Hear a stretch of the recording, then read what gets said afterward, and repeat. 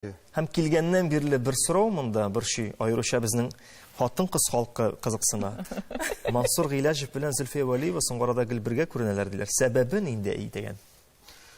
Беренчедән мин Зөлфияне хатын-кыз буларак бик шибәр, матур, бик гүзәл хатын дип саныйм. Бик нык хөрмәт итәм. Һәм бик талантлы, киң талантлы актриса. Һәм без күпмедер бик туры киләбез, чөнки сәнгать өлкәсендә, чөнки Зөлфия ул бик талантлы театр актрисасы, һәм хәзер бик актив кино өлкәсендә эшли. Һәм кайбер артистлар күчә алмыйлар менә театр сәнгатеннән кинога, иеме?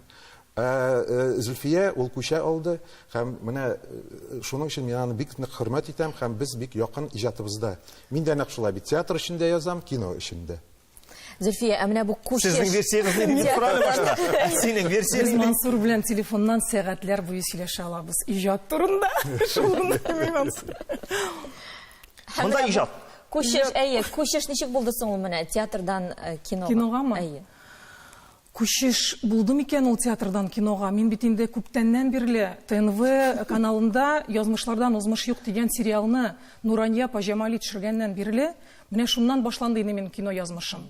Булай әйткәндә, мин кичкенәдән үк телевидениедан, телевизордан кино күрсәтә башласалар, мин авызымны ачып, телевизорга ябышып, менә булай якыннан күз яшьләремә була-була кинолар карый идем. Шуның хәтле ярата идем мин кино сәнгатен. Бик зур рәхмәт сезгә. Бик зур рәхмәт. Менә белдек тә инде ни өчен Зөлфия Вәлиева белән Мансур Гыйләҗев бергә йөргәннәр. Исән сау күрешергә насыйп булсын, Алла исән. Рәхмәт.